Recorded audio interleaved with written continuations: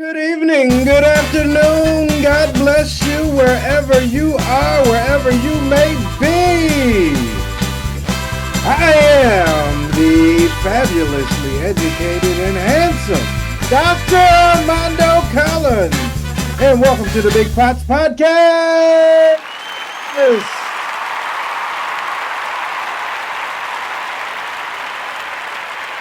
Since you are joining us, I am pretty sure you want to know. And since you want to know, we got to tell you. On today's show, we got the awesome, incredible, the incomparable Donyea Collins in the building. What's going on, everybody? What's going on? Oh, what up, Doc?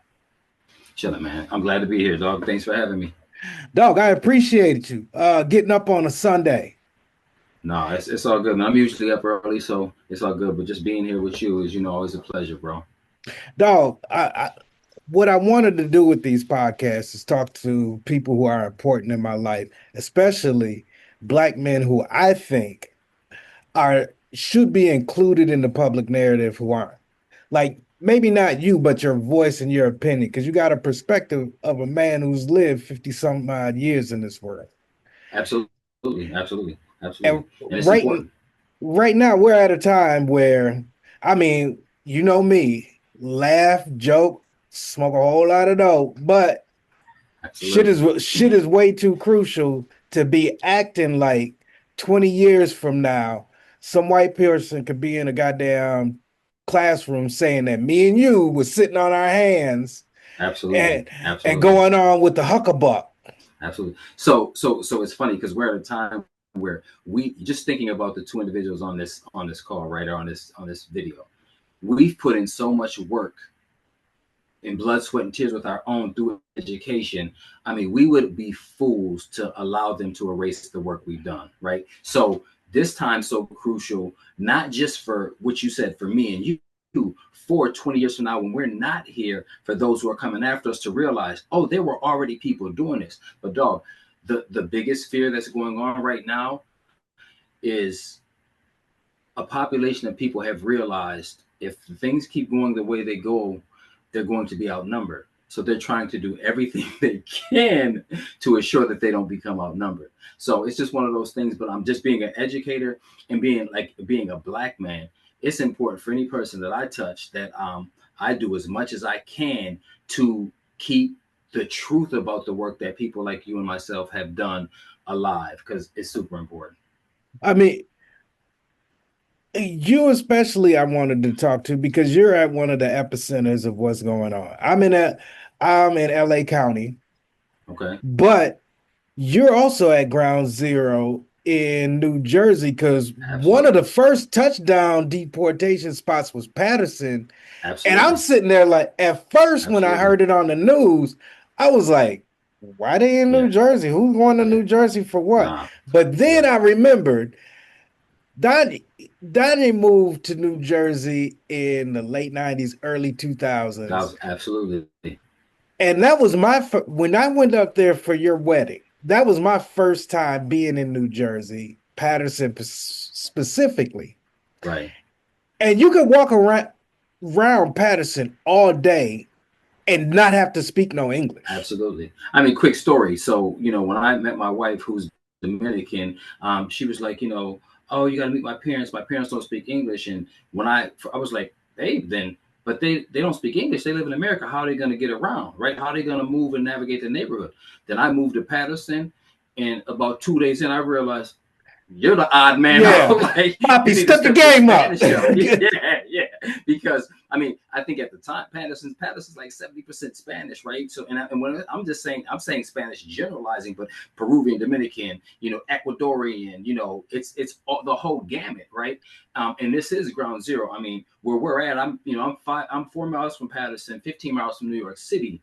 This is the epicenter for Latin people and Latinx communities and cultures, right? So with their push to make sure that they're showing people getting got, this is the hub. And the work I do at the community college, right? When we started our semester last year, my students, which my program is about 300 students, and it's probably about 55% Hispanic, right? My students were just so scared at the silence. What do you mean by silence? The fact that nobody was saying anything about what does this ICE thing mean? What does this world mean? What does this look like for me? Listen, I had 3 young ladies, all 3 female, great students, good GPA, good students, called me at the beginning of the semester. Listen, my parents need me to go fully online because they're afraid for me to leave my house. I had a student tell Potts, me come that. on, man. I had the student Come tell on. me that this summer, and you know What are we what? doing? What nothing I was gonna say about it. Absolutely. What can you do? But just think about living in a world where you have to fear going outside. Like that's the let's talk about America and the Constitution. That's un-American. You can't even go outside. We're the free country, right? What's free about that? What's free about the fact that somebody can snatch you up and then so it's just a lot. I mean, but with me, it's the audacity of the people who are doing it to be doing it. Hold on, y'all. Y'all are acting like I'm not here and I'm okay with this. You know I'm not Absolutely. okay with this, but Absolutely. you're acting like Absolutely. I ain't got no say so in this. Hold on, fam. Absolutely. I ain't Absolutely. my grandparents and my Yeah. grandparents. I'm their descendant. And y'all never let my grandmama Absolutely. motherfucker speak. So hold on. Y'all ain't doing that to I'm people gonna speak. around me. Right. Right. You just an Right. average Right. citizen who has a temporary job that we gave you.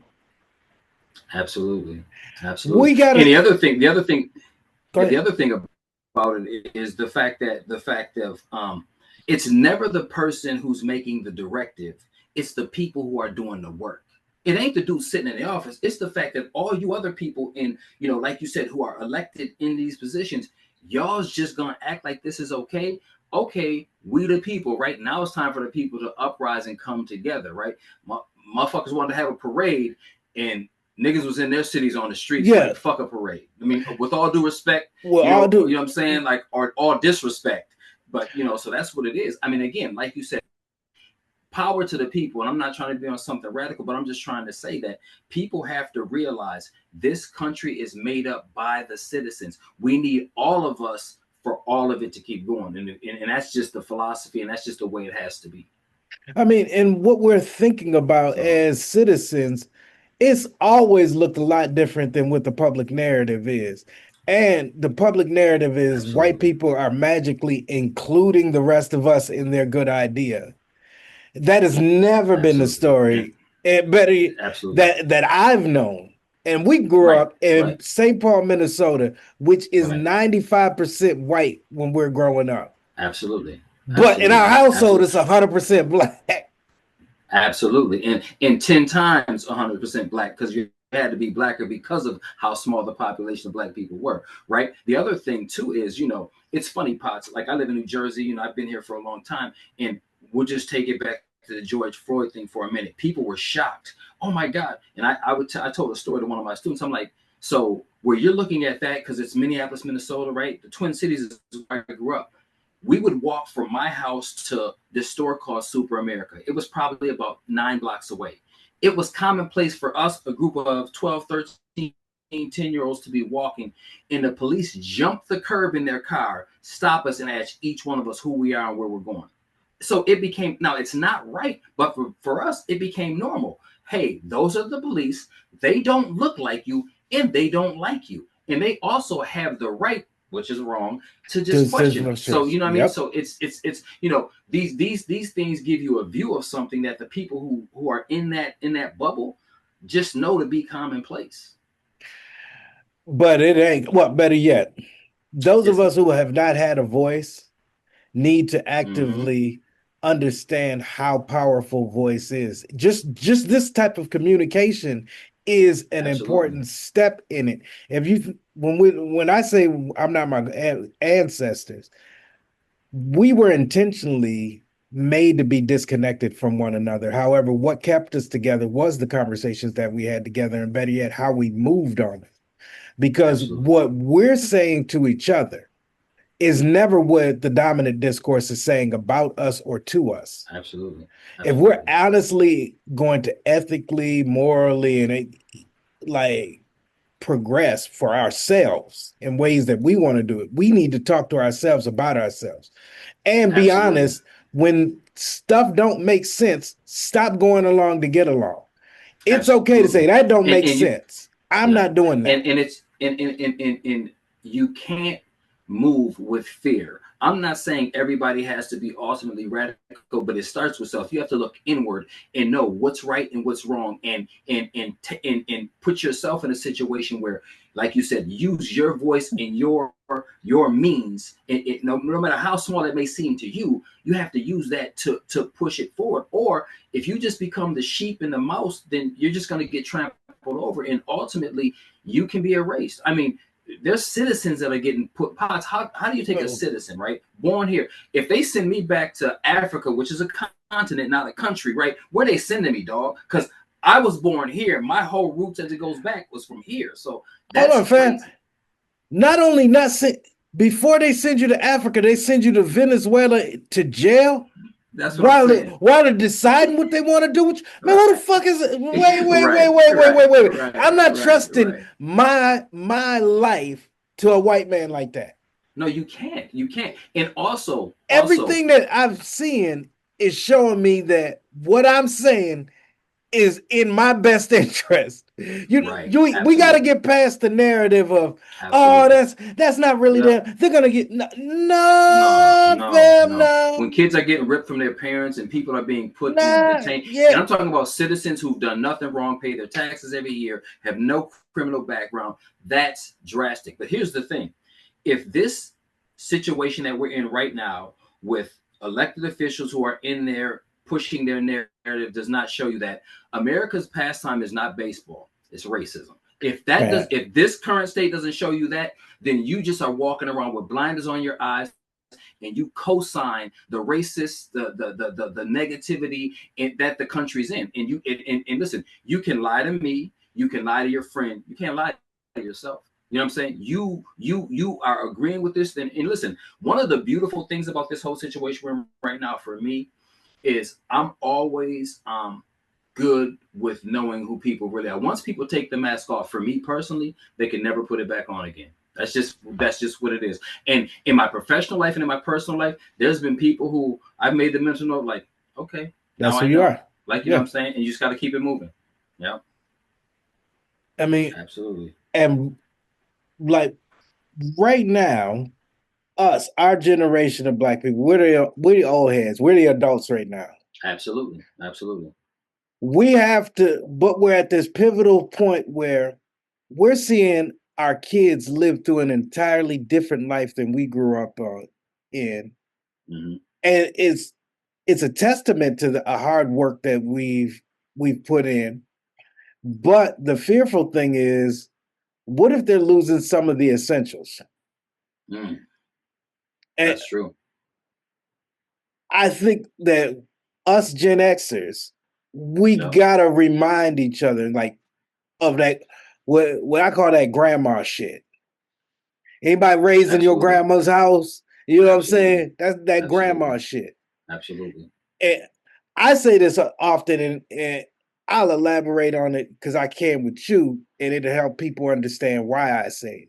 I always say, I talk and act the way that I act because y'all didn't let my grandmama speak. Absolutely. Yeah. Our Yeah. Absolutely. grandmother That's on our maternal side, my mother's mother, was a very strong woman, but actually she was also a pioneering woman. She's born Depression era, right before, yeah, right in between world wars, roughly late yep. 20s, early Absolutely. 30s. Yep. Yep. Yep. She is one of the first, if not the first, black The nurses first. Yep. in the Twin Cities. And y'all ain't feeling me. The second black nurse probably didn't get a job until the 80s. And this lady Absolutely. was holding it Absolutely. down for Yeah. like 20, 30 years. Our Prior grandma, to. God rest her soul, Norma Collins was an asshole. Absolutely. But she I was mean, resolute. That lady listen. was 4'8", tough as nails, and everything she Yeah. said, look, she was standing on business before the term standing on business. You could, Absolutely. Absolutely. and she But think she about the used to room she had always to put walk me in. to the side as a little kid, Don. Like, and bringing gifts. She pulled me to the side to have this little talk with me. Mondo man, Absolutely. don't ever let her do it. Don't ever let them do it to you. Grandma, who the fuck is them? Yeah, Don't ever let right. them do Yeah, it to yeah. you. I'll be Right, like, huh? right. Pops, but listen to this. Think about the room she had to walk in and be the first, and the stuff that she had to deal with and endure just to be in those rooms to do her normal job, right? That's where that toughness comes from. One of my core stories that I remember with grandma is her and Aunt Debbie would come over every Saturday. And mom was always had a pretty neat house. And she would get all of us lined up as soon as she walked in and be like, where are my lint pickers? And she used to make us pick up lint off the rug Man, throughout the that was slavery, house. my fam. That was And in our slavery. mind, yeah, no, but in our minds, Yeah, we're like, yeah. yo, what is this? What slave shit you got us on? But you got to think about it. The message that you don't get then is older. Oh, discipline. Oh, Absolutely. order. You know what Yep. I'm saying? And and what Cleanliness, we're taking it as her civilized. being mean, it's her giving those nuggets to us that we needed to have to uphold our lives in the world we walk. This is the same thing we got to do to our kids and the people coming behind us about this current state. We got to Mm-hmm. drop them nuggets and not be afraid to teach them that discipline, teach them that order that they're going to need to navigate this world, which is a different world than the one we came up in. But it's more crucial now than ever because right now, where everything is hyper mediated. When Yeah, you wake up to a screen telling yeah, you yeah, what the world is. A lot of yeah. people are just like when we was kids, ain't left the 12 blocks they grew up on. And now you don't Absolutely, even have absolutely, to. absolutely, But when you're absolutely. looking at that screen is only giving you what the screen wants you to see. Potts, I want you to understand that, so I was a communications major. I always wanted to be a reporter. I was a spot news photographer for WBTV when I first graduated. And news used to be very, you know, honest and open. The news we're watching on the TV now on that screen that we see is just like any other TV show. There's a script, there's a narrative, there's a goal in mind, right? So if you hold up that box and that box is the only information you gain, then you are getting the false narrative or the narrative that people want you to believe. And how could you move fully across the field with that narrow space of information? That's the scary part. And it's less people thinking outside of that box, that screen in front of their hand, then there are people who are willing to just, man, this ain't the real. Let me go find the real. Look here, man. There, there, there are a lot of different paths to whatever you think is success. However, Yeah. one of the best one of the best motivational speeches I've ever had and that has kept me guided was a random speech given to me when I was about 17, like right when I had decided I was going to college. And me That's and amazing. Donyea was sitting there, and there was this guy in the neighborhood named Randy. And I don't know where Randy came from or where Randy went, because I never really saw Randy much before or after this event. But Randy Absolutely. said something that like stuck with me and like as a guiding principle. Wherever you at, Randy, I appreciate it. But he was Absolutely. Yeah. me and Don are sitting there doing, whatever little high schoolers are doing. And Randy is smoking with I guess, a black and mild, a 10-cent Yeah. cigar. 10-cent cigar. Because he's chain smoking this thing. He's like, Yeah, he was hitting man. that bitch. And he just keeps saying to me and Don, man, yeah, no more project life for me, man. Man, I done hit a big lick. Yeah. You see all of this stuff around here? None of this stuff matters to me. None of this Absolutely. project life. Yeah. It's two roads. You can either stay in this project life or you can be out of here like me. Hey, me and Don were sitting there laughing about it. And Absolutely. when we got the courage to leave Minnesota, we would joke at each other all the time. Hey, no more Randy. project life. No more And no more project life. project life for me. Listen, the major meat in that message was he seen his surroundings caving in, and he was not willing to stand there and cave with it. So, Potts, we very narrowly remember Randy before that, and damn sure remember after because he got his ass out of there. But He his no more message project was life for not, Randy. yeah, He was his if he went message to the was not projects again, it wasn't that yeah, project. he wasn't there, right? Yeah. So it's one of those things, but like, and it's beautiful. But the other thing too, just think about the beauty in us in that ghetto urban situation, not missing that angel that God sent us through Randy, because we could have just laughed and joked and really not took heed. But after all the jokes and how well we've used it throughout our lives in our relationship to help guide us, his message was a real one that was sent to us in a moment, and thank God we got it, right? Because like you said, like a lot of our friends, we weren't afraid to leave Minnesota. And listen, to a point, we were. That 10 block radius was our everything. And for us to step out on faith, because faith ain't hope. You got to actually step out on faith. Hope is sitting around waiting for something. We stepped out, Potts, and we drove 2 cars, 24 hours, one day for a 2-acre college campus that looked nothing like the brochure, but changed our lives. Changed Immensely. And our that's the beauty entire of it. You know what I lives. mean? So yeah, Like yeah, absolutely. if So you I mean, got kids I or gotta give it you up too. Thank you, Randy, man. I appreciate you. like that one, sitting back looking back at life with a little more clarity, that one decision is the whole game. And Absolutely. my story, everybody acts like Dr. Armando Collins had this straight laced story. If it would not have been for Don, for me pulling Don up Listen, and Don pulling me up, I wouldn't be absolutely. here. When we went Absolutely. to college, it was because I graduated high school. High school's over. Absolutely. Mama's like, Absolutely. hey, you ain't gotta go. But I'm just saying, Yeah. a whole bunch You of gotta people in put here. something on if you stay. What you about Yeah. to do? Yeah. What is this arrangement about Yeah. to look like, Yeah. grown man? Yeah. But I always, Yes. hey, Yes. I had already talked to Randy by this time. I knew I'm up. I'm gone. Yeah. So Don, the beauty in you graduating, Pops, the beauty in you graduating is, so just a quick story. I dropped out of high school. My summer after my junior year, my mom lost her job. I was working at a parking ramp. I was already paying my portion of helping her because that was my job as her oldest son. When she lost her job, she looked at me like, it's on you. You got to make it pop. You got to make it happen. I went from working about 25 hours a week at this parking ramp, Children's Hospital downtown St. Paul, to averaging about 65 hours a week. And I was holding the whole family down. Needless to say, senior year, I showed up for the 4 homeroom flash, let everybody see my outfit, pull up my car. When that bell rung from homeroom, it was deuces because it was me going back down to the primary. I didn't graduate. That was 3 years later when you graduated, Pops, and you said you were going to college. It might have been Randy, it might have been God, but I had a thing like, Donyea, this is your chance. And I said, Pops, I'm gonna get my GED and I'm gonna go with you. And that was my opportunity too, because so if you and Jamie always give credit to me for, man, if you, because you were good and because you didn't do this and you didn't do this, we ended up making it. Pops, from the moment mom took us to now, if I didn't have you and Jamie, I'm a whole different dude. I don't know if you watched that Wu-Tang show, but RZA's yeah, brother, I'm yeah. him. If I didn't have you two, I swear to God, because I had you two when they first took us from mom and we were in that shelter home and Jamie couldn't sleep unless I held his hand. God put a voice in my head. He said, Donyea, you got to be strong for these two because whatever you do, they're going to do.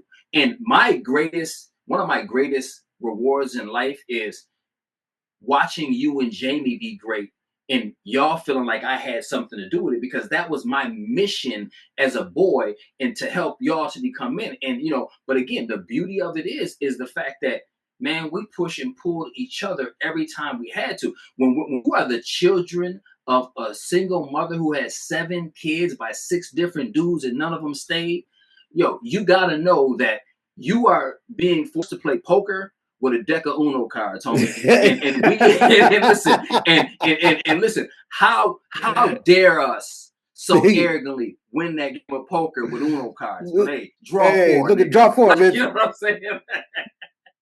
That's real. But So it's beautiful. when we left for school, first Mm-hmm. semester, y'all, I'm an 18-year-old kid, and Yeah, I got naive courage. absolutely. I'm Absolutely. not scared of what I don't know, and I don't know a whole bunch. Absolutely. Absolutely. But I'm always a pragmatist. I don't Mm-hmm. like if I see some bullshit that I don't want to be a part of, I ain't gonna be a part of it. If I ain't got to. Absolutely. Absolutely. First semester, me and Don is star students because all we Absolutely. do is go to the class, library, caf, our room. Yeah, that's it. No parties. No if compelling. anybody's hanging out with us, it's because they came around us. We didn't go around them. It's Absolutely. just this And it was a mentality real, when we got yeah, there was, right. it's this or nothing. Yep. But And it's also nothing. Like we didn't have the North Carolina friendly nice with us either. It was like no disrespect to anybody, but we're all we need, we're all we got, literally. after first semester, when I came back, I was like, man, I can't do this. I'm going home. Yeah. Now I make this plan up in my mind in the calf. Mm-hmm. Mm-hmm. And I know that my rider, if I'm going, Don's going, because fuck this, we the bros. I mean, like, we're the brothers, Yep. bros. Where Yeah, he go, yeah, I yeah. go, I go, he go. Right, right, right. I come in the room. Now, keep in mind, here's why I'm mad. When we came back, we didn't have no financial aid, y'all. Dog, Barber-Scotia Absolutely. let us in. We didn't fill out no financial aid paperwork. Our Nope. parents didn't help us with no application. Nope. We just came there and said, Nope. we're going to school here, and somebody made it Yep. happen. Yep. We was there like Absolutely. for a semester without. I don't think we like No, you're actually absolutely have right. We had financial no aid. aid. No, we did But not. when we We did came not. back, we didn't have a dorm room. So Yeah. in order to keep us there, because we were A students, Mm-hmm. but we didn't have any funding or housing in place. So they gave us temporary housing, which was really a dorm that was inhabitable. And Yep. Yep. North It was Carolina don't literally get two cold twin all size beds with nothing on them. Yep. and no heat in the middle No of heat. No winter. heat. No. Yeah. I was like, I can't do this. I say, I'm leaving. And I go to Don. I'm like, dog, we deserve better than this shit, man. He's like, hell yeah. I said, man, I'm going home. He's like, yeah, you're going without me. I said, Yeah. what? He said, hey, ain't no more, there ain't no home for me. This is it. This is it. This is it. Pops, The, where the you're project forgetting. life, I'm the just gonna tell. project Let life me just conversation sunk in with Donyea way quicker than absolutely. it did with me. Like, Absolutely. nah, But fuck listen, that this is shit. the part of the nugget that you're forgetting. That first semester, when they gave us that temporary housing, there were 2 twin beds with nothing on it. Now, I don't want to go on the whole story, but on our way there, one of our cars broke down. We lost all our linens and everything. We had one sheet and we had our clothes. Now, our mentality was so me and him are all we have that our cousins went there. There were other dudes that went there that we probably knew. We didn't even think to ask anybody. We had one sheet, and every night we would alternate which one of us got the sheet, right? Yep. So that means your night you had the sheet, you were somewhat warm. The night you didn't get the sheet, suck it up or stay up all night, right? And at that point, when Potsy said, "Hey, I'm leaving," listen, the what I had to look to if I went back to Minnesota, that hill was so steep. I was like, the hill that I was climbing, even if as steep, had way more pockets where I might be able to dig a hand in and Yeah. pull myself up. And I had to ride that junk. I had to ride that out. But that was one of the realest moments for me. And like you said, that no more project life, like that was it. And again, that decision to go and that decision not to leave for me were the two greatest decisions I ever made to that point because they made my path what it became. Real talk. Absolutely. Like, fast forward a year and a half, or like it was probably about a year later, a year and a half later. I came It back was to about a year and a Scotia. half. Yep, yep. First It thing I was, said to yep. Donnie when I got off the bus, yeah, nigga, you was right, man. Hey, ain't shit back Yeah, there, yeah. fam. Whoa, ain't nothing back there. Yeah, No yeah, more project life yeah, for yeah. me. Yeah, absolutely.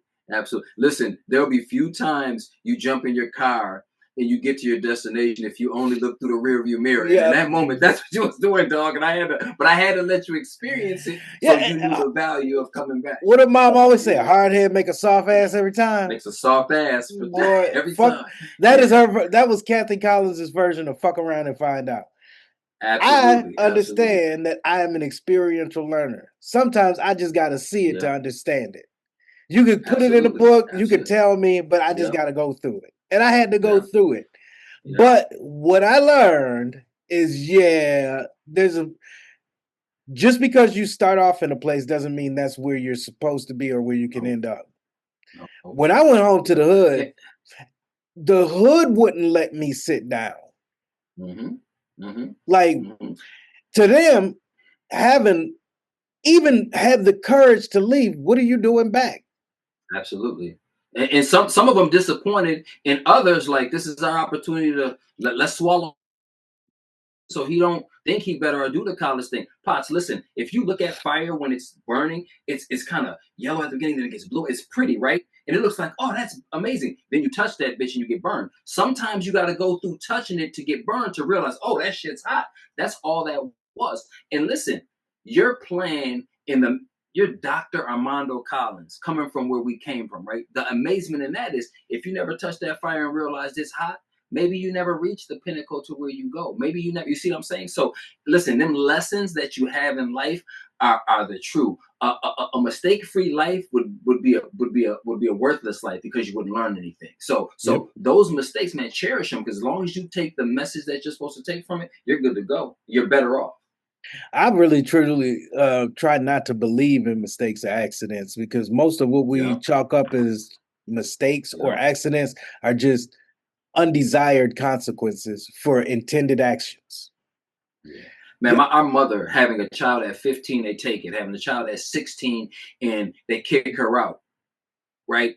If she looked at her decisions as mistakes and gave up, there was no chance for us. A lot of people when they get to know me, like, man, you give your mother credit for everything. Listen, this woman was the pinnacle of strength for me because I watched her, and every mother who's a mother, especially a single mother, has done this. I watched her go hungry so we could eat. So one of the things that I would always think, Pops, when I was a kid is, damn, mom got enough problems. I'm gonna make it my goal to not be another one.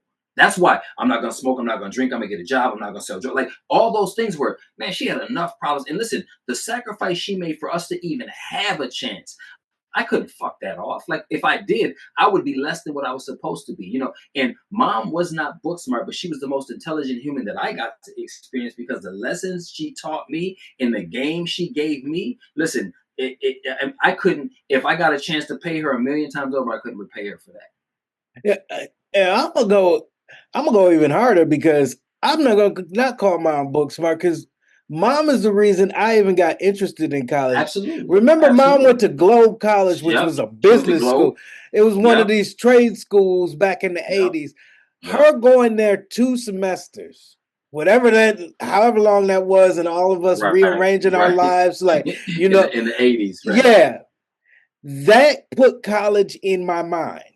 Absolutely, absolutely. And listen, also think to be doing that when you got a part-time job, you're on welfare, and you got 6 kids at home. And I'm gonna say 6 kids.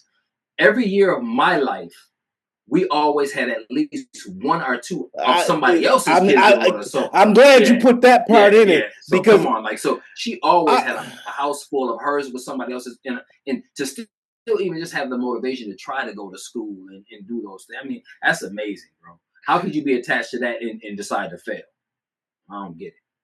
mom was my mom was the gift and the curse. Well, not Mm-hmm. even the curse. My mom was, as we're telling the uplifting story about my mom being our inspiration for school. My mom was also a D boy. Duh. Absolutely, absolutely. I ain't gonna say. All right, I story's kind of fuzzy, and I don't want to put people's names out there because these We people don't are got to still put the out here. names out there. They know who they But are. all right, this is when we're on Hague. I'm probably like 12 or 13. Okay. Everybody, my job in our family was to go talk to white people person. When they come to Yep. the door, Yep. go send Yep. Potsy because Yep. he'll go talk to her. Yep. Yep.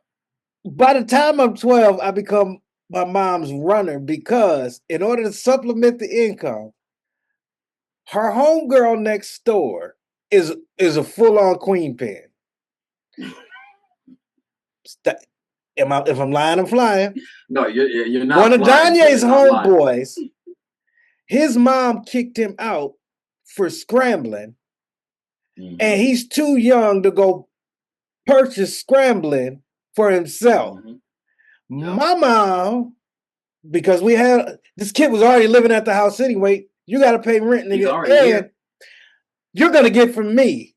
It winds up my mom being the queen pin, and I'm the runner because he Yep. stays in the, like this upstairs attic room So I got to go talk between her and him about, Kathy want her bread now. We're not, Use the muscle, bro. Yeah, we're not playing with this shit. Hey, that rich I'm saying like, you know, Kathy, yes, sir, I'm just a middleman in here, but I got people to answer to too. Yeah. But like this, hold on, this 15-year-old kid is coming in at night with stacks of money and cocaine that my mom, that he got from mom, and he's divvying up his money because, hey, I gotta pay everything. Hey, look here. Hey, I had shoes, I had food. I mean, I like what Minnesota for us growing up was black. Whatever, by the time we were in high school, it looked like Boys in the Hood through our kids' eyes, but it was predominantly white. The Boys in the Hood was our house. Absolutely. I mean, many people who grew up in our era will say that our house was the heart of that whole neighborhood, the heart of the hood. Like, you know what I mean? And it was, because it's almost like all the blood in the body has to go through the heart, right? Everybody was through there at some point. It's funny, Potts. People used to, like, years, like, you know, when I became an adult, people would hit me up like, man, Don, man, I remember that was so great, man. Your mom was so cool. She used to let you throw those kegers in your basement. And I had to tell them, like, listen, what y'all thought was like my mom being cool, letting me throw a party, was me and my mom's strategic plan.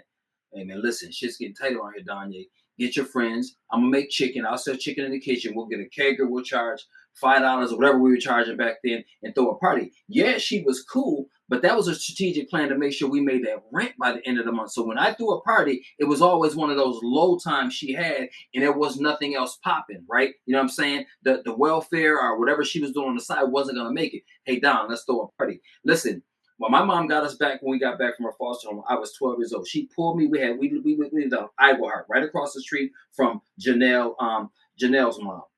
And I remember she pulled me on that front porch and she said, Donyea, if this family's gonna make it, I need you to be as much my partner as I do my son. I got a paper route that day, and that took, to me, that meant, bro, if we're gonna make it, you gotta help out. But all that being cool stuff that people thought, she always had a strategic plan for us to make it. Be it drugs on the side, be it hustle, be it throw a party. Because at the end of the day, us not eating or us not making it was not an option. That's where I'm like, yo, she gets all the credit. You know what I'm saying? And my mom also had an empathetic heart.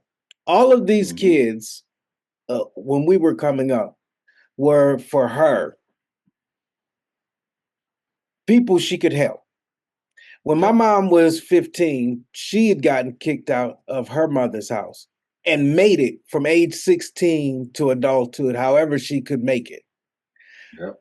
She had a mind and a heart that she didn't want any other kid to have to go through that. Go without. Absolutely. That meant our house became a nexus point for people who were going through very tragic situations. Absolutely. It didn't seem like that to us. It just seemed like, oh, constant sleepover. Yep.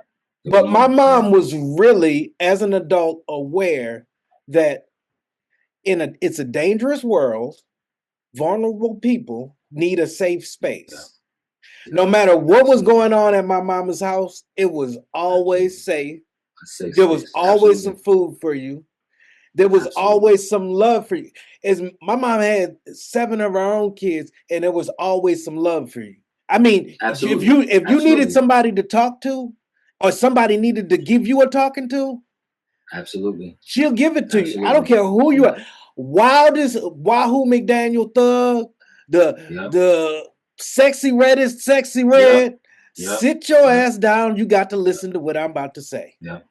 Absolutely. And it's funny because her role, she carved that role out herself based on her own walk. Like you said, she's out 16, she has to figure it out. But one of the beautiful things that I learned, like after mom's passing, is I always thought mom had to do it on her own. And then we find out like Aunt Ruthie was one of her angels, right? So her finding those few, it was only a couple, but those few angels, then her taking on that role of, I'm gonna be an angel for somebody else, because I realize how cold this world is, and I will not. She used to say it. I will not see a kid go without. I don't care if it's my kid or not. That's the beauty, and that's what I love about when I do hear from fellas I grew up with and friends I grew up with as a kid. They always talk about their own stories about her that I don't might not even know. I left in '93, right? About how she would do for her. I think she did for them. That's the beauty of it. And again, I always look at that as, man, if I come from that, that's great. I got to do my best to try to mirror that greatness. I may not ever get there, but my mission as a man has to be Man, that. me as a human being, watching my mom get up at 4:30 a.m. every day, iron all of our clothes, cook all of us food, make lunches for everybody, and then by 5:30 a.m., walk outside in a blizzard. Y'all, Minnesota snow is inhuman. Different.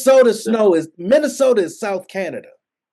Different. My mom used to literally walk through 6 feet of snow to go stand on the bus corner to go take a bus, an hour and a half to work 8 hours, then come home and be an invested mom. Not only to us, but the rest of the community. Whoever else was there. Can't tell me nothing. That's real. That's real. That's really, really, really, really real. That's real. Now that's I mean, and that's really what it's about. You know what I'm saying? That's what it's about. So listen, I got a question for you.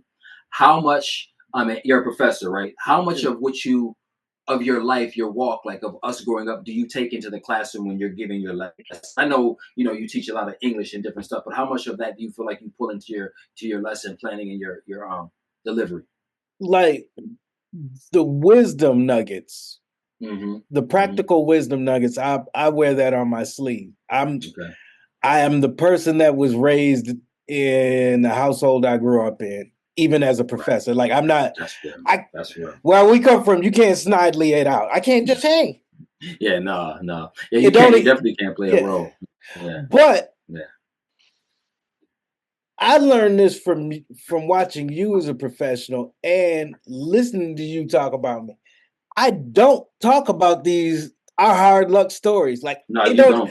You don't. Potz. I don't wear that on my sleeve. Like started from the bottom, now I'm here. That ain't how I carry myself. Right. And it's almost to the point where I feel like, damn, am I masking that shit?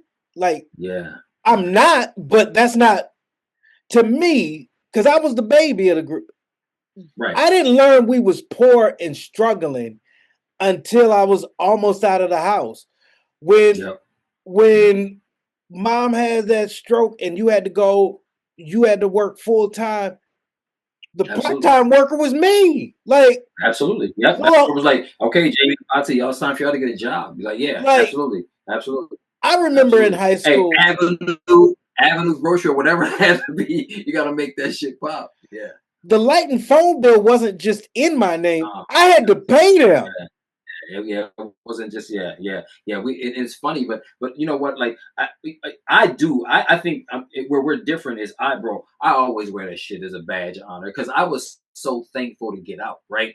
Because I knew what it looked like I was destined to do, but but one of the things I love about everything that I had forced upon me, let's say as a child, right, was I knew responsibility before I had to be responsible. So when I was forced to be responsible, I knew how to be responsible. You feel me? Like I had a lot of people my age get to that point where they needed to be responsible and they just didn't know how to do it because it's like they threw them the keys, they threw them the whole house at one time. I got those little small pieces that helped me be like, oh, do this. I was paying bills and budgeting at 16, right? So by the time I'm 25 or whatever, and I got, apartment, I already knew what to do. You know what I mean? But it's also funny too, because by the time we get to college, I mean, you were 18. I was 21 already. I was 21 when we got there in August. I turned 22 in November. And I had already done it all. So people want to go party. I did that already. So I feel like I got to 12 to 21 when I left. I got to be an adult. So then I was like the old head and I just wanted to chill. But I always am thankful of the doses of responsibility I got early because of mom's situation, because it made me really be able to handle responsibility when it was thrust upon me. I mean, you just saying that reminded me. I told my students, I didn't learn how to become a kid until I went to college. That's Like it. my That's it. LBs literally taught me how to have relaxed Yeah, kid yeah. fun. We listen. But I mean, my kids now. I mean, I'm 53. My son's like, dude, are you ever gonna grow up? No, this is it. Like, this is what I'm doing it. I did the Yeah, adult yeah. stuff. The playfulness in me is the joy of getting to this place where I can kind of, And there was a point when I was in therapy, and I remember my therapist really harping on how unfair it was for me to have to be responsible or be the man of the house at 12 and all those things, and attributed a lot of my anger at that point to that. And maybe, yeah, but then when I think about it, it's what kept me young, right? Then I had kids and I was able to truly enjoy those kid moments, because all that adult stuff that pulls you away from your kids, I already did that. I'm good. I just want to be with y'all, play with y'all, do whatever I got to do with y'all. You know what I'm saying? So, That's yeah. that's a weird space to be. Well, Mm-hmm. Mm-hmm. all right, since we're there, let's keep it there for a sec. Okay. How is being a semi-empty nester? Your youngest twins are college students now. Right. Right. So it's funny, man. Like, one of the things I'm going to say about fatherhood for me is, um, I have two older children where I didn't get to be their father every day. And when you're a non-custodial father, there will always be a push and pull or a tug of war that you have with yourself. But then we had the twins, and the twins, even though I was a father before them, they made me a better father because I got to pour into them every day, right? And let me just tell you something about fatherhood. In my perspective, fatherhood is not something where you had two parents and you have good parents, then you just become a good parent. You could have had no parents like I did, or you could have the best, you could have the Huxtables as your parents. Fatherhood and parenting is an on the job training exercise that begins the day you have children, right? And it's so funny because now that my kids are 19 and they're both in college, and in the next couple of years they're going to be gone, I never thought I would get to a place where I wouldn't have them around, and then, my the twins and me and Angie, like that, my core, like we're so tight. When my son went to my school, my daughter went away. When Deliana first left for college, Angie, Demarie, and myself, it took a month and a half for us Potts to figure out how to interact with each other without Deliana, because for 18 years it's been the Yeah. four of us, right? And now now that we're moving closer to, damn, they're not going to be here, it's bittersweet. I mean, I literally can't wait till, like, we got this big old, I don't need this big old house, but the beauty in it is, this is a sidebar. Angie, not me, she said to me, yeah, man, this is a couple weeks ago. She's like, yeah, I can't wait, man, babe. As soon as they're gone, we're going to move south. I said, What? yes, yeah, you know what I mean? But yeah, I so was it's like, it's almost like, or North yeah, Carolina. yeah, You know what yeah, I'm yeah. Oh, saying? listen, you already know, but it feels positive. It feels weird, but it's also an excitement. It's a weird Yeah. excitement because, yes, it's going to separate. But then the other thing too. So the next phase of it is watching them develop their own relationships. My kids are 19, 19, not 29, 19. My kids are still kids, right? Yeah. And I think it's based upon the way me and Angie raised them.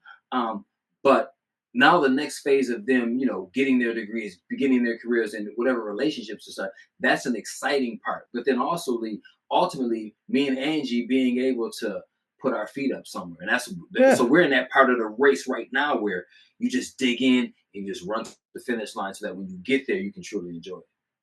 I mean, that's amazing. Like, okay, it's like what I said earlier. Our kid, like very often people our age, we say our kids are soft or they lost something. Mm-hmm. Our kids are the result of our hard work. Absolutely.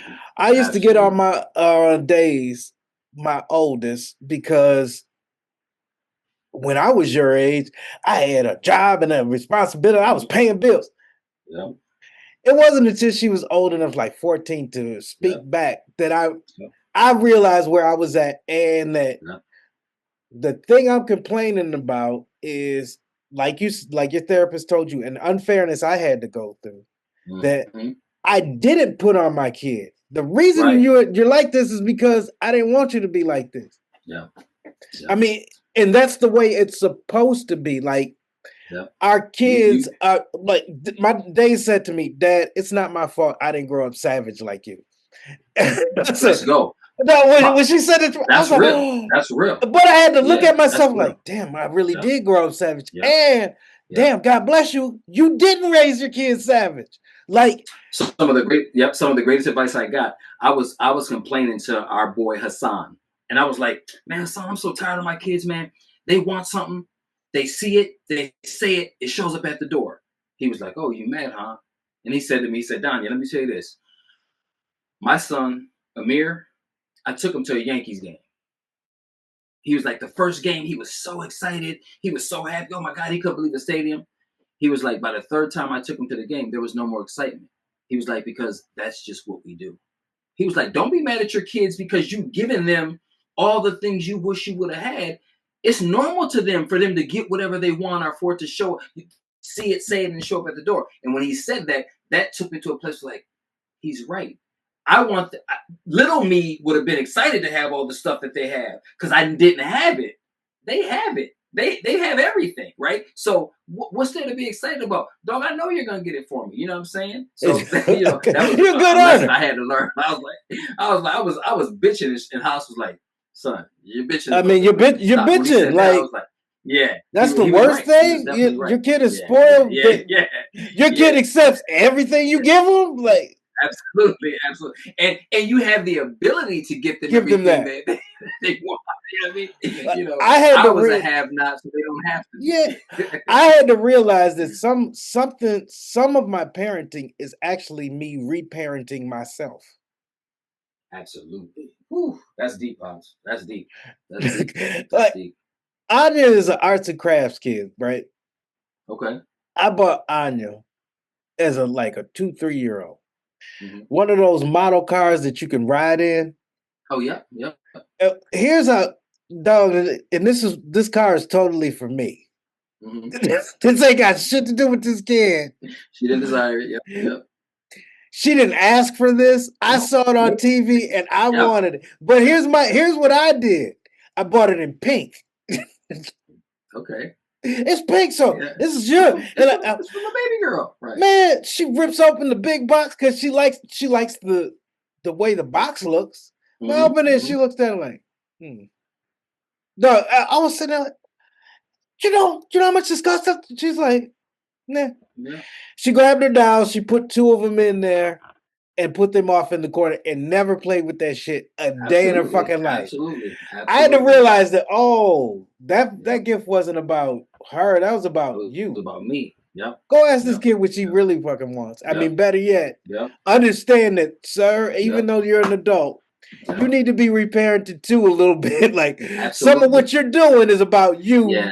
Yeah. not them. Which Absolutely. is I good. find a Like lot. Yeah.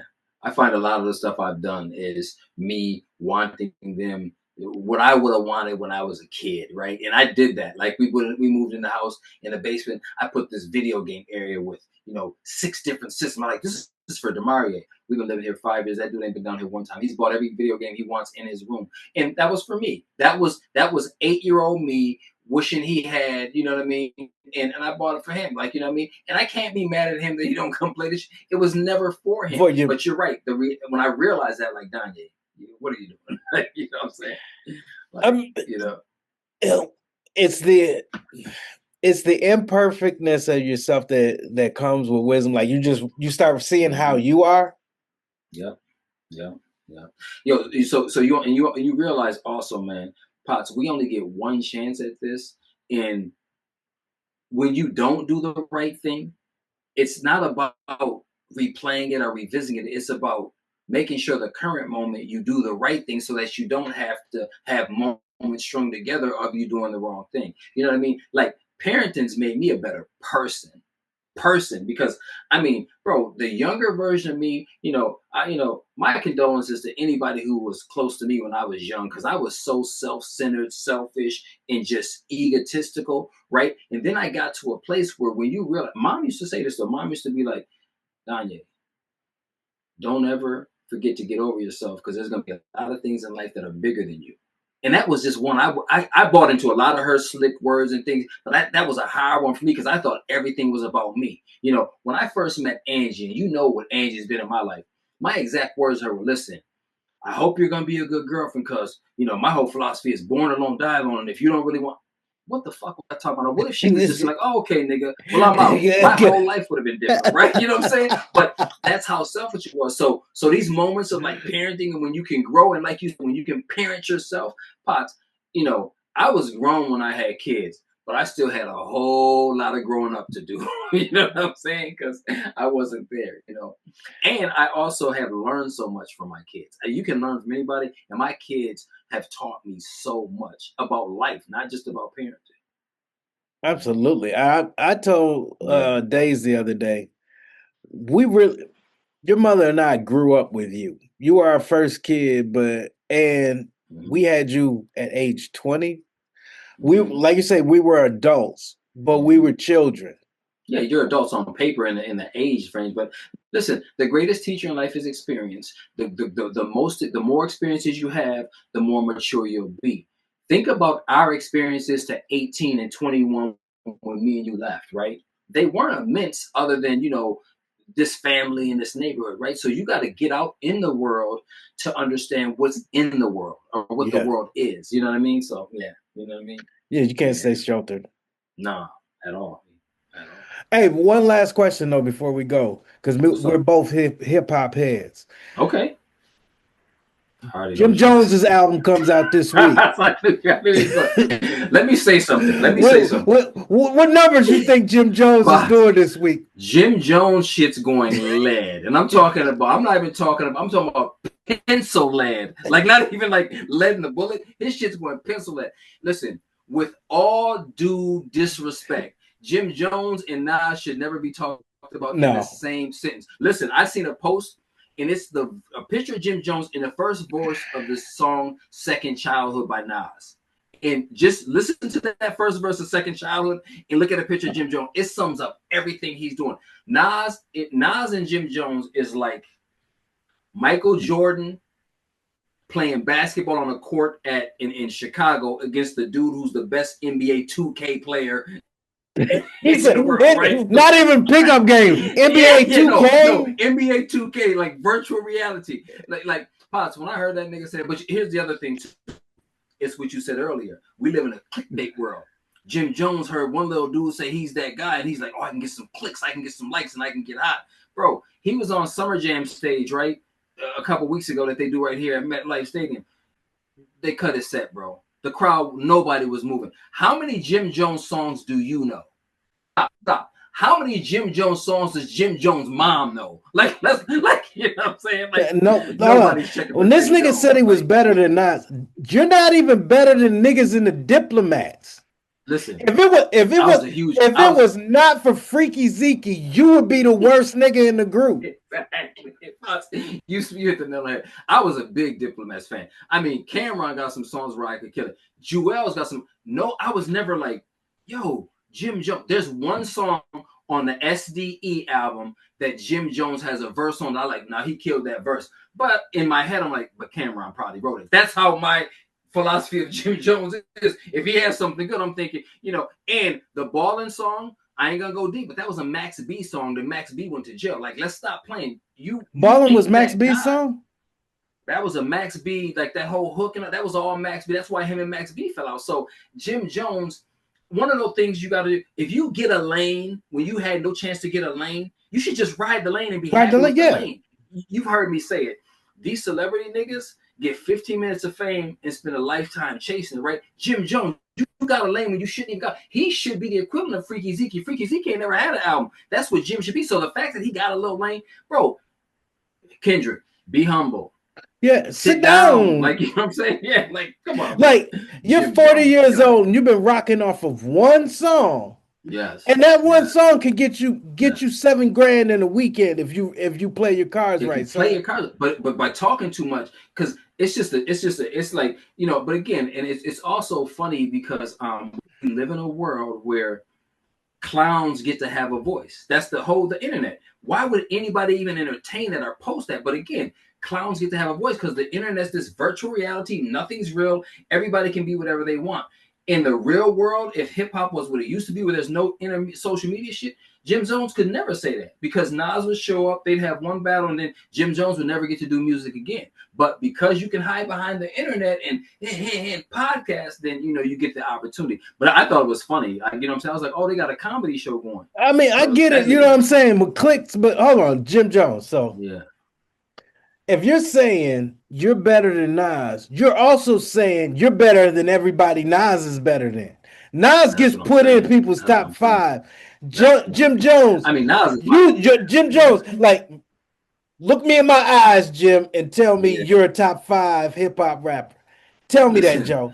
Tell me, Jim. Nas throwaway album is better than Jim Jones' best album. I'll put Nostradamus up against anyone of Jim Jones, and that's a Nas fall off album. I hate the song Uchi Wally, but Uchi Wally, so more than Ballin', your best hit. And Uchi Wally is the trashiest rap song. It had jungle rapping on it. Like, yeah, that's what I'm saying. Like that was the. What are we doing? Like Nas, that is Nas's worst song. Like you was just testing me and my loyalty. No, he was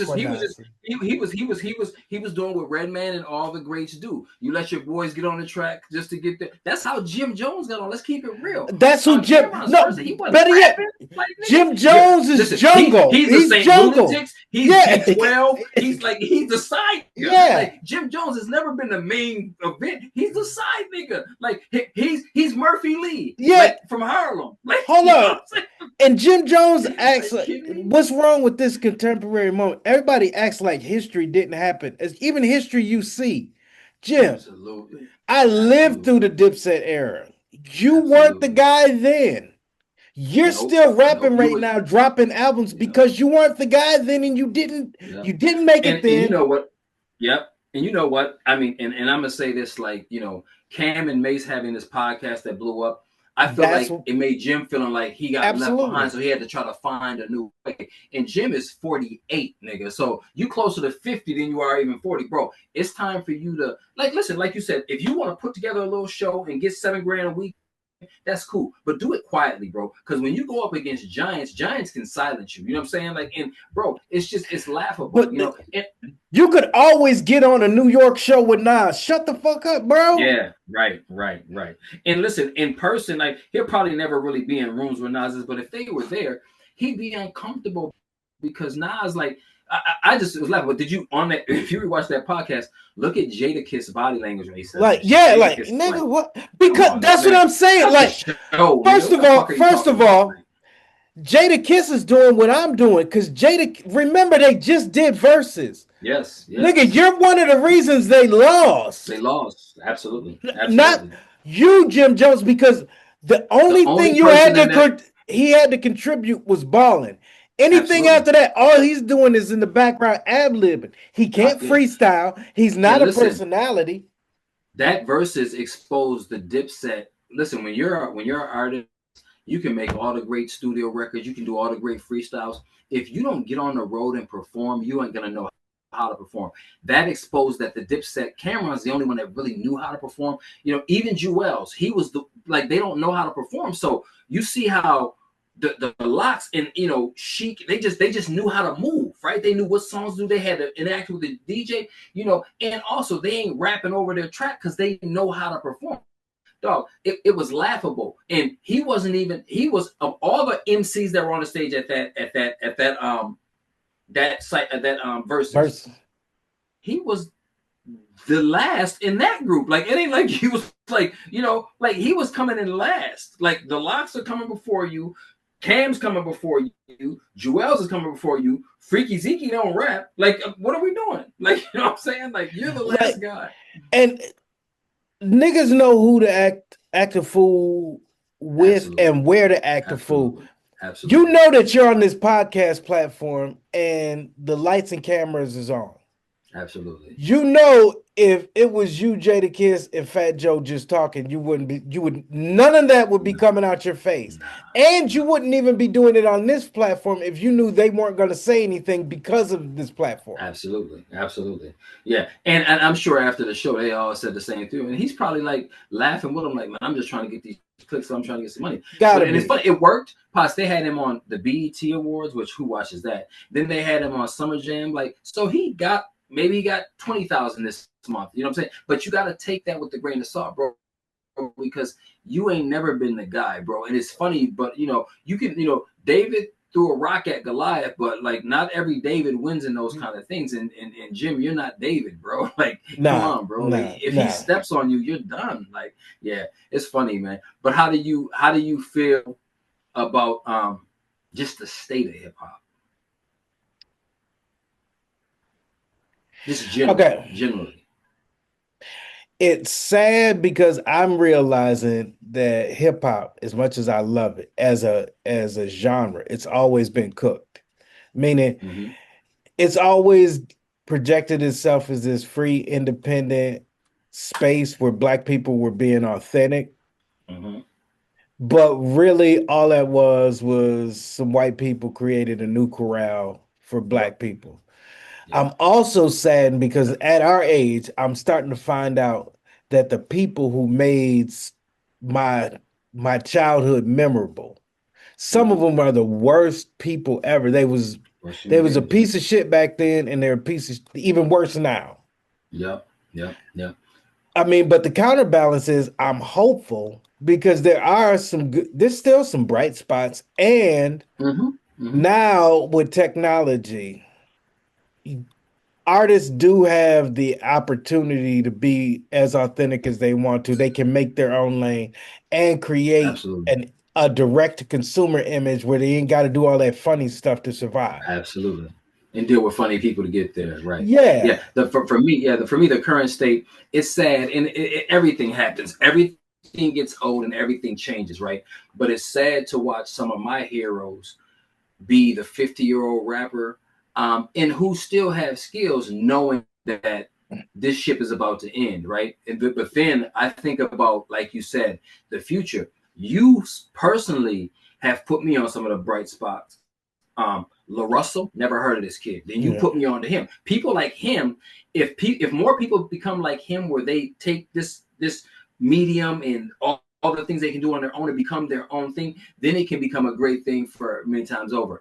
But it's kind of bittersweet because it's an end of an era per se. Like, what I'm saying, it's some dudes who it's time to tap out. I mean, the Woos doing their last tour. Like, like it's time to kind of go off to the sunset. But then you gotta like try to find those bright spots in the younger kids. Like I hate to see that hip hop intentionally used to talk about and not want to be the generation of artists and musicians who came before them. Like by the time they're in their Yep. 40s and 50s, Muddy Waters and all of those Mm-hmm. guys has got needles in their arms, all Yep. Yep. doped out and Yep. broke. And somebody Right. has to, like they made all this great music and made all this money for this record label, and somebody Yep. has to go pay for a hotel for them to Right. die. Right. Right. Right.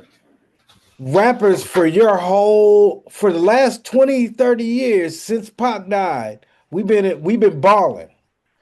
Mm-hmm. And all of y'all ballers who was making all this money telling us you broke niggas going to school, y'all ain't shit. And Right. get this money, sell this dope. Right. Now y'all is all broke and y'all's muddy watering. Yep. Like and Yep. not red man muddy waters. I'm talking about where y'all is just Muddy Waters. Yeah. yeah, Muddy yeah. Waters. You need to just Blues sing the singer. blues, Yeah. yeah. Yeah. Yeah. Yeah. Yeah. And it's Like you sad. mean I to mean, the tell hardest me thing to you do. didn't think about taking that chain Right. and just going to buy some Right. life insurance or some Right. health Right. insurance? Right. Right. And the hardest thing to do is you have somebody in front of you who is giving you the example of what to do when they're successful and what not to do when they get older, and you look at that and then you become that, Yeah. because that means you had a chance. Listen, Muddy Waters might not have had nobody before him, so he Yep. just ended up on his own. Like, you had somebody to look at of like, I don't want to be that, and you became that nigga. That's the sad part. You know what I mean? The other part of hip hop that I've never liked, and you can call me a hater, but I've never liked the commercialism of it, and also everybody who's black that makes music being considered a hip hop artist. There's a lot of these young dudes that what they're doing is not hip hop, but for lack of there being another genre for people to throw them in, hip hop takes the hit. You know what I mean? Because you know what I mean. You know Well, the that's hard thing, because it waters it down. It waters down the genre. like remember that dude who used to sing Bust a Move, Young MC? Yep, Young MC. it used to be two kinds of rappers. There was the young Mm-hmm. MCs, Yep. and then there was like the Big Daddy Kanes. Like Yep. Yep. there was always the commercial gimmicky, Mm-hmm. but there was also the authentic. Yep. We would let the commercial gimmicky rock, Exist. Yeah. but that wasn't taking up all the oxygen. Now Yeah. everybody wants to be or has to be the Right. commercial Right. gimmicky to Right. survive. And the other thing I'm tired of seeing other people and black people too cosplaying as hip hop. Like, you know what I'm saying? Like, bro, like, it's so many people cosplaying as hip hop, you don't realize who really is hip hop. Nah, You know what I nah, mean? my shit is just because a motherfucker had a SoundCloud and he rapped doesn't make him a rapper. Listen, Like come on, man. everybody who gets shot, just because he Yep, was yep. rapping or knew how to Yeah, rap, that yeah. doesn't mean hip hop did that. Yeah, absolutely. That was a Absolutely. goofy dude who did Absolutely. some goofy stuff. Absolutely. It got Absolutely. And goofy. that's what I'm saying. Hip hop will take the hit. It'll be some dude who got 1,000 followers, I mean 100,000 followers on SoundCloud. You know, God rest it, so he'll get killed. Then on just talking about this hip hop artist, dog, No, nobody in he's hip hop not. knew him. Why does hip hop gotta take that little nigga as a goofy Yeah. nigga from his neighborhood? Put that on Tulsa, Oklahoma, or wherever he's from, bro. Don't put that on hip hop. You know what I'm saying? You know what I mean? Like wherever he's local, man. Like don't nobody know him outside of the 10 blocks he lives in. What are we doing? Like, you know, you know what I'm saying? Like, fuck out of here, man. Like, bro, come on, man. Yeah. Well, what do you think about rap lyrics being used in people's cases? Like, I think that's terrible. I mean, because if you go back to all the other genres and you used to have, I'm talking about 50s, 60s, like raw lyrics, right? Why is hip hop the only genre where that happens? I mean, rock and roll songs have long told drug stories, sexual abuse stories, and all this stuff, right? And it's just art.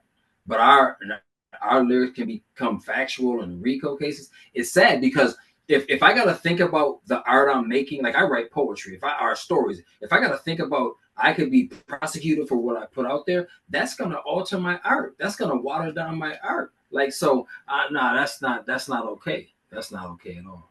You know what I'm I'm a, saying? I do not believe that if somebody talks about a drive-by in a rap Mm-hmm. song, that's going to inspire somebody to get up and go do a No, drive-by. no, If you no, was going to get up and no. do a drive-by, because you was going to get up and do a drive-by. Do a drive-by, Well, absolutely. you could have You're been living a listening life that's to, gonna yeah, conducive. you could have Right, been right, listening to right, gospel music. You could have been listening to right, Johnny right, Cash. You was going to shoot that right, motherfucker right. regardless.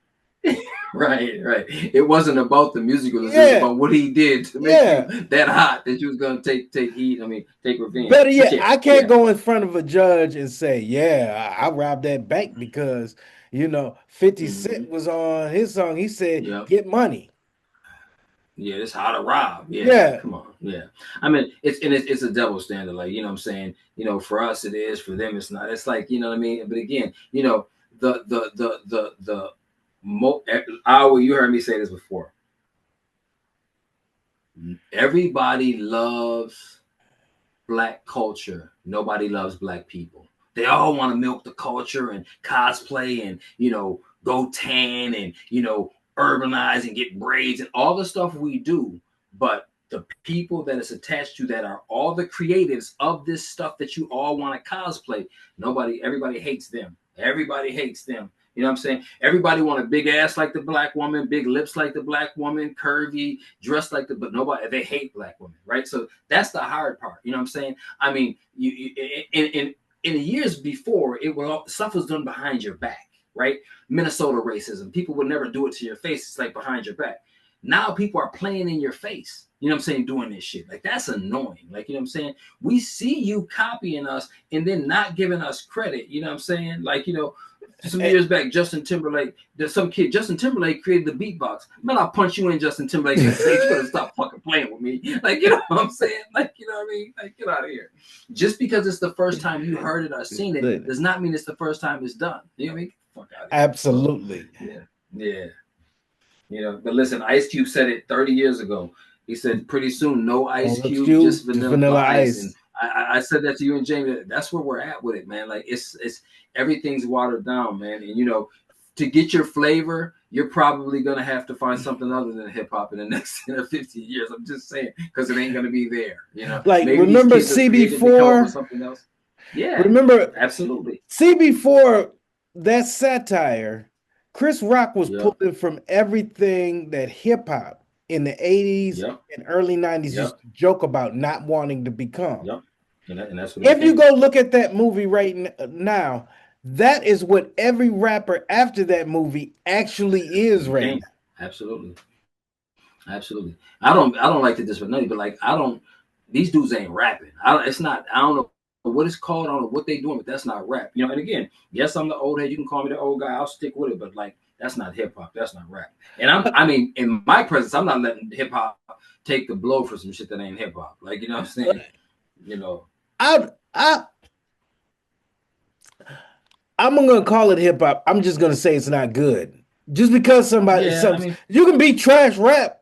right. That's true. That's true. That's a category of trash rap. That's we're gonna put it in the trash rap category because like, come on, what are Me, we doing? I listen to people's lyricism, and if you got your own style, I'll give you your own style. But I know Mm-hmm. lazy Mm-hmm. rapping when I hear lazy rapping.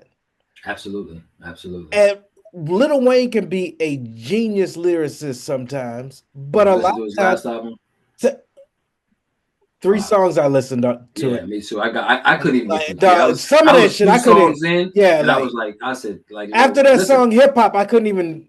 yeah, and but here's this is where I'm saying where I was like, yeah, it's time for some of the great. It's time to tap out. You know what I'm saying? Because if you're not gonna Not put in the everybody same can do energy, it. yeah, and you gotta, you know what I'm saying? And you know what I'm tired of people, artists, especially from our era, saying because of Jay-Z, no, I don't write. Some of you niggas need to write. Like Right. some of you niggas need to sit down with a pen and paper, think it out, like write it down. Because going in that booth and trying to freestyle just Just not coming working up for you, off the homie. top of the Yeah, dome.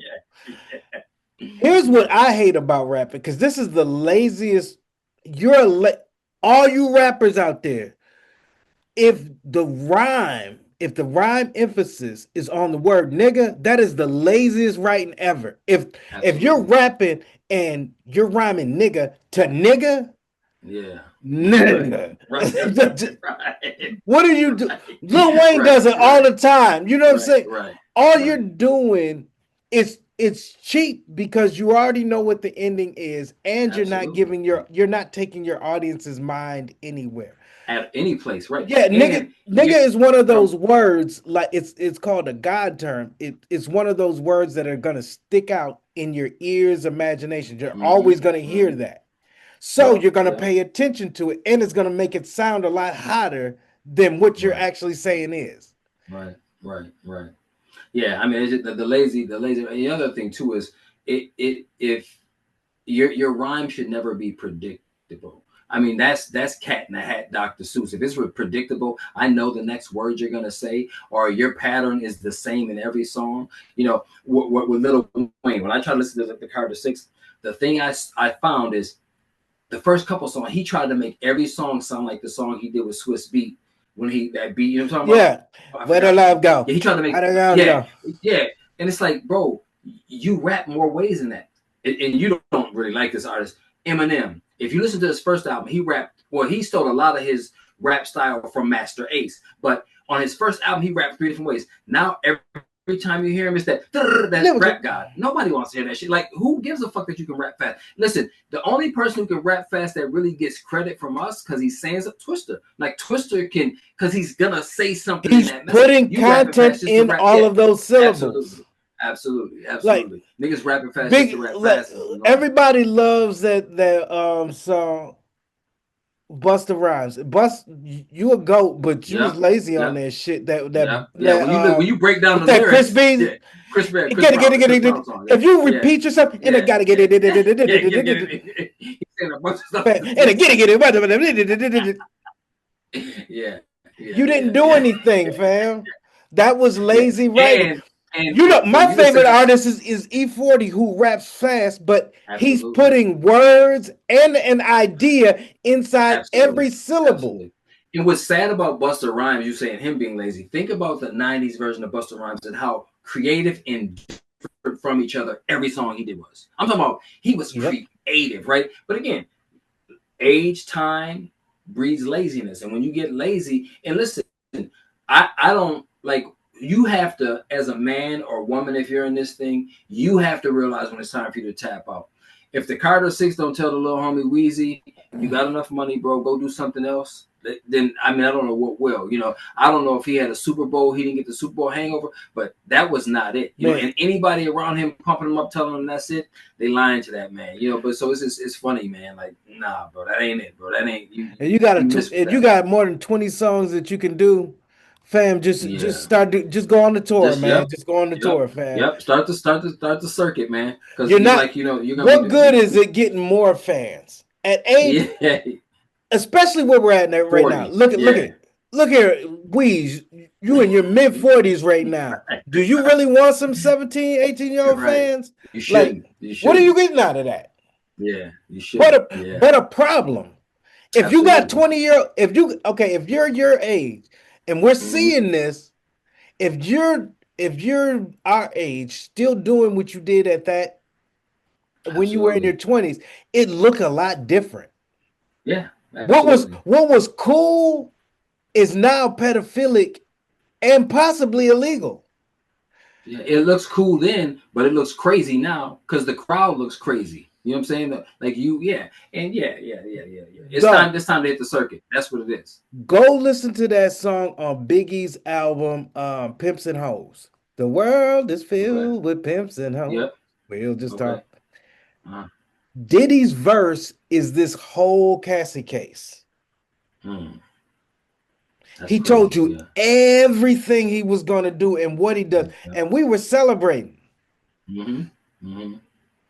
What does he say? We only give our number to selective flute. What he said, we date them like we hate them, treat them like we don't need them. Beat them something, and we never give them freedom. Hold on, like if they take it to the court, they should have played that to the court. When I give my number to a horse, she be game for sure. He said, something about, and if she's flexible, fuck the nigga next to you. Whoa. Hold on, fam.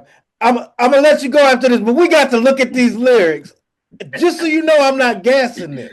Listen to this. All right, here we go. Hold on.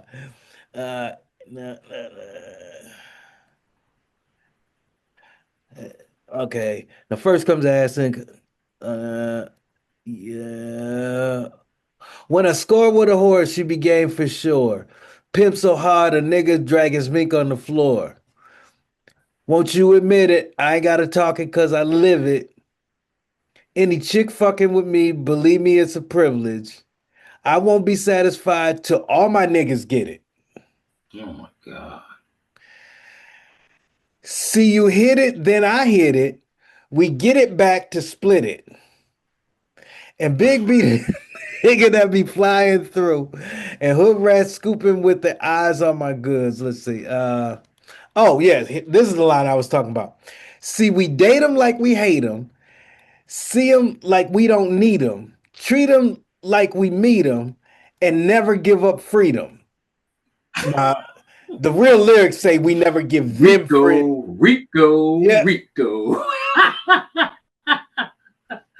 And we only give our number to a selective few. And it's best that you never knew what good head'll do. I'll turn a freak into a bisexual. And if she's flexible, fuck the nigga next to you. Yeah, hey, listen. Now you see what I was saying? Rap lyrics can get you put in jail. Fam. Yeah, that's when we was turned down, I was home somebody. Where the fell with pimps and hoes. Hey, like, nigga, what the fuck am I listening to? Like, this nigga was basically telling you what he's like. He might have had his hands around the bitch's throat as he was saying. Absolutely, that nigga. Yeah, I always knew that P Diddy was shady though. Like, I mean, you know what I'm saying? And I don't wish bad on nobody, but like, dog, the shit well, the biggest part for me is when you beating up a chick, like I can't, no man. Once you're beat, put your hands on. Oh, dog, we grew up around too much domestic violence for me to ever be comfortable with that. I can't vibe with that. when you gotta watch your heroes fall, because like you said, you find out these dudes are just bad human beings. Like ain't no music or celebrity in the world that can makes people be okay with the stuff you're doing. Like you know what I'm saying. Ultimately, you got to be a good person, bro. Like you know what I'm saying. Fuck out of here with that I shit. I always say when I teach when I use hip hop to Okay. teach writing and when I teach African American literature. And one thing I say Mm-hmm. is that vulgarity is a part of hip hop. It has always been. And Mm-hmm. vulgarity isn't Mm-hmm. just cussing. It's Mm-hmm. taboo language, Yep. Yep. using Absolutely. creating Sometimes risque scene. Yeah. borderline misogynistic too. I mean, not in the all the way It's not left, but borderline. I It get be you. full Yeah. throated Yeah. it. And Right. it's inside the artistic work, this is how the genre moves as art. That's Right. one thing. And for me, as a consumer, as a person, I get that and I'm willing to let that happen. Mm-hmm. However, I don't want you to do that in real life, nigga. Absolutely. Like Yeah. Absolutely. Yeah. when Lil Weezy and T.I. went to jail, Mm-hmm. that didn't make them hot to me. Like that was No. dumb to me. No. I'm like, Right. Right. I don't ever want you, dog. Any rapper, if you ever thought that as fans, we want to see you do that or be No. whatever it is, the characters that you're making up. I think it's a Nah. character. I don't know about Absolutely. nobody else. I Absolutely. always knew it's characters. I don't, Absolutely. nor do I want you to be Absolutely. what you're saying you are. When I say keeping it real, that's not what I'm talking about. That's not at all real. Absolutely, Pod. That's And we're on the same as page a with that one. grown ass man, That's that when ain't keeping it real. real goes Yeah, wrong, like yeah, Chris Rock yeah. used to say. Like, nigga, no. I need Yeah, you to that's comport crazy. yourself differently. Young rappers, old rappers. Yeah. Yes, Rappers in you can general. rap your ass off. You can be the killerest thug. Right. Right. But in real life, I don't want you to do that. You bet not do that. Right. If you was around me, I wouldn't let you do that. I'll pull you to the Absolutely. side. Look at it, little brother. Is Right. Right. as a grown man, if your goal is to impress other men with how threatening you could be to another man, you ain't no man, bro. No. No. And you don't need to be. And all the hands-on shit that you're doing, you wouldn't do to another man. That's you're gonna do it to a chick, and you know that's the first way to you're showing your cowardly ways. You know what I'm saying? You know, at the end of the day, if you have the opportunity to take advantage of somebody because of your status, your station, or your money, and you do it, that does not show greatness. That shows how insecure and weak you are. Like, you know what I mean? Like, you know, bro, a lot of these dudes, are few of these dudes move with integrity. That's the biggest problem because nobody ever taught it to them. You know what I mean? They only do the right things when the lights on. When the lights are off, they always do the wrong thing. It's just we're at a place now with all these cameras and how this world is, we're getting exposed to the stuff that you were doing in the dark. So what you're saying is, if Tyler Perry told you, "Hey, man, I could change your I'll life," slap the shit out of Tyler Perry on his birthday at his fucking studio. Don't play no, with I me. mean, he just like you guys just want to exchange numbers. He Pops, could you need change to your go back life. and watch that Boondocks. Did you watch that Boondocks Yeah. episode again? Yo, that shit's even more funny now, bro. That shit is hilarious, bro. Man, I was crying, bro. Bro, that's funny, man. Hold on, Tyler Perry. Tyler Perry literally changed that white man's life over his butthole. Tyler That's Perry, what I'm saying. dog. Man, you're a grown ass man. What You was he earn suing for, like 136 million or something crazy? $250,000. 250 250 million? million? Two hundred Yeah, that's fifty millions. million. Yeah, it ain't no Yeah, thousand. My bad. yeah, that's Dog. crazy. No white man's sphincter is worth $250 million. I'm gonna tell you that right now. Hey, but listen, Pots, like be you, man. Just be you. Like, why are you No, doing all this? Pots, here's the other thing too uh, for me, and I don't want to get vulgar on your podcast, but like, if you desire whatever you desire, right? There's somebody out there who's clean, willing to let you pay them to get it. Just pay them. Don't be in public, real situations and trying to get that shit off.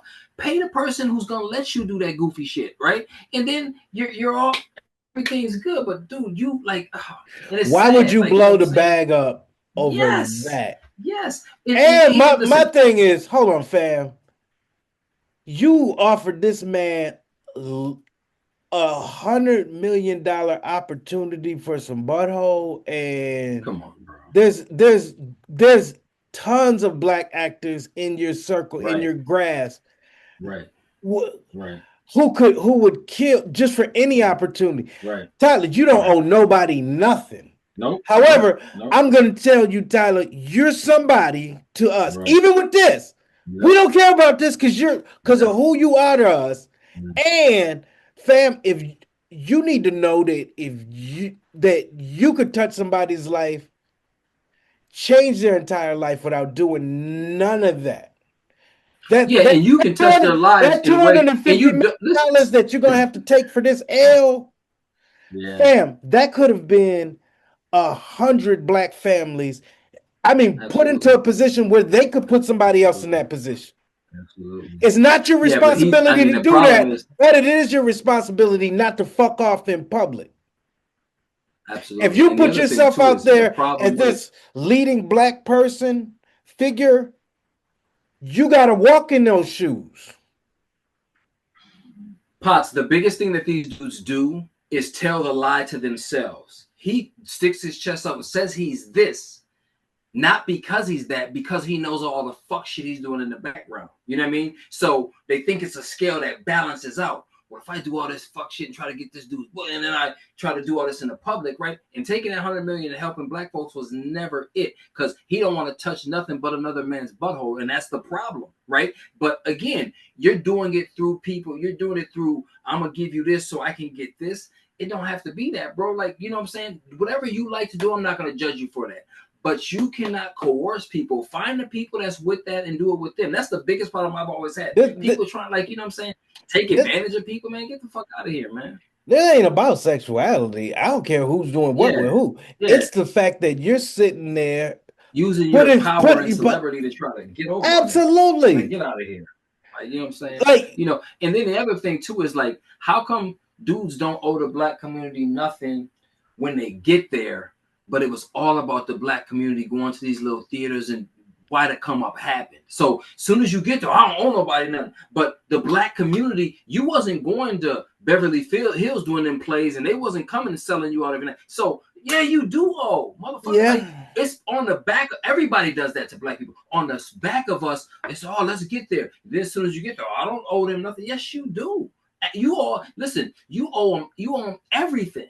You know what I'm saying? Because if not for them, when there was nobody, there was us. That's the problem, bro. Like, you know what I'm saying? You know, and it's like you said, it's borderline disrespectful to get to that level and have that grasp and be that view and let yourself down first, but then let all of us down for that. Like, that's weak, bro. Because you can have that in private, nobody needs to know, without all that goofy shit, man. And I mean, you gotta be smart enough to know that, right? Come on, You bro. in What are Atlanta, we doing, fam. You in man? Atlanta. That I Yeah, mean, man. All you gotta do is go to Midtown, man. It's going down in Atlanta, yeah, Midtown, nigga. Like, what are like we talking about? this ain't. You know what I'm That's what saying? I'm saying. Like, I people are thinking that what we think is shocking about it is that Tyler Perry is gay, or No, we allegedly, knew that. allegedly.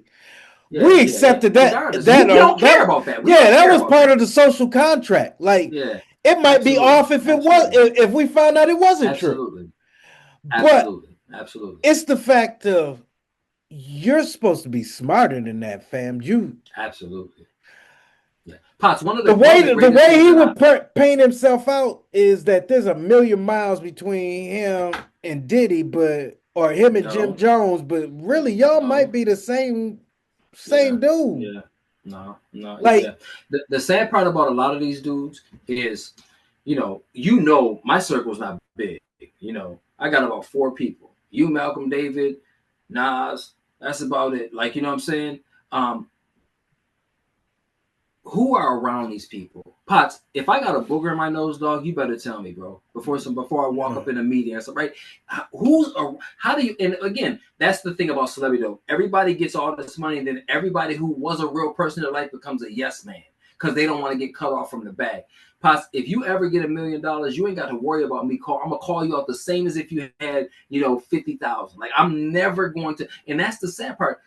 As you go up, you should want more Not more people, but more of the realness from the people who are going to be real with you to tell you no. Don't do that.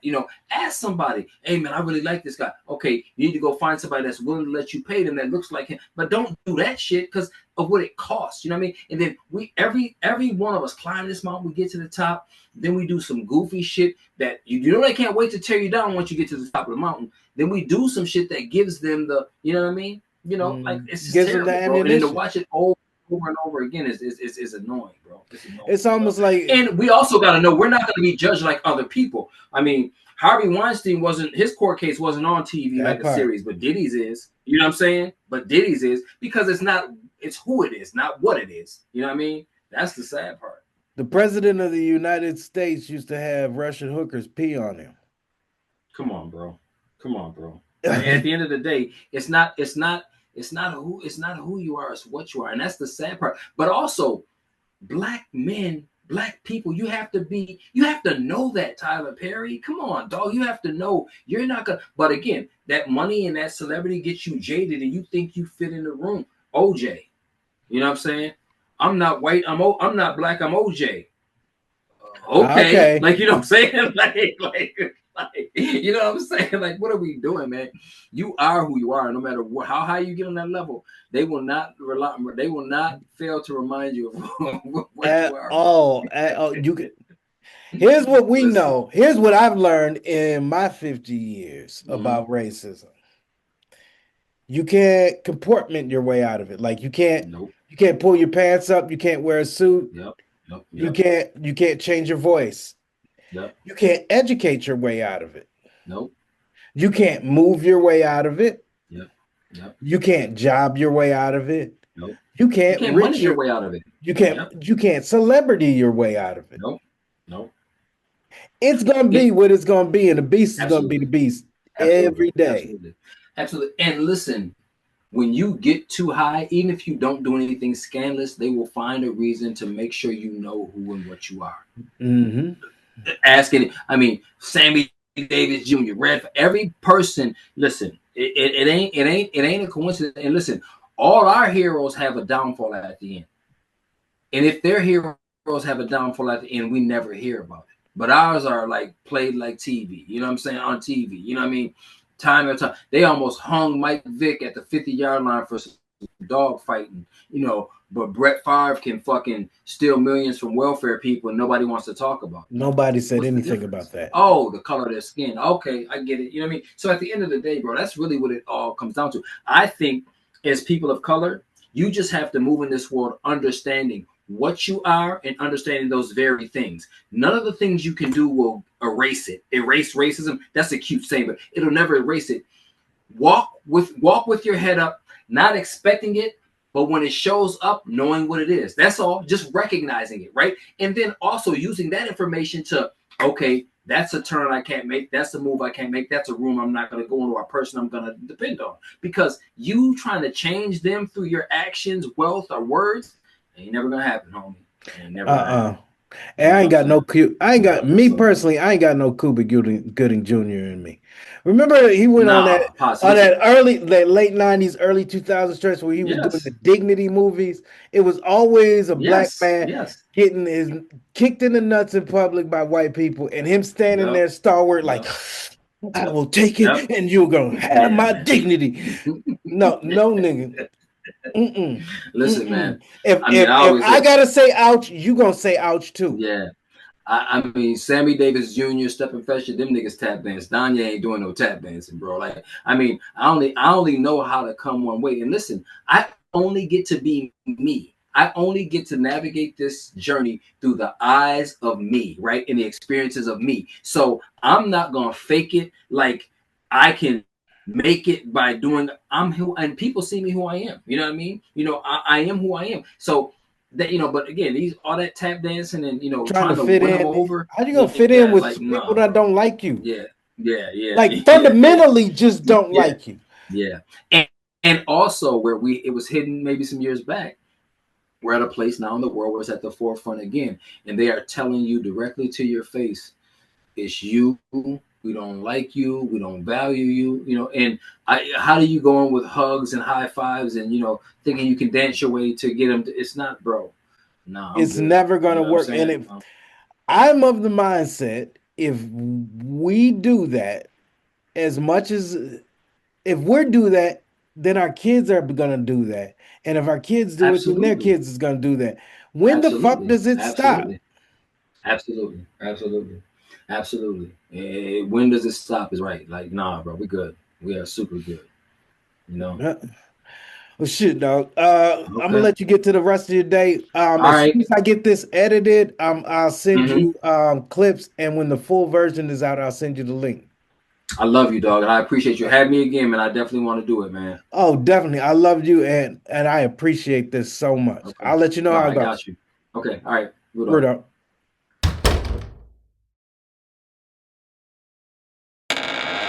All right, America. I know that that was a great conversation, and you want to hear more. You will in the upcoming weeks. Tune in, like, subscribe, share, comment. Only on ArmandoCollins.com. Peace.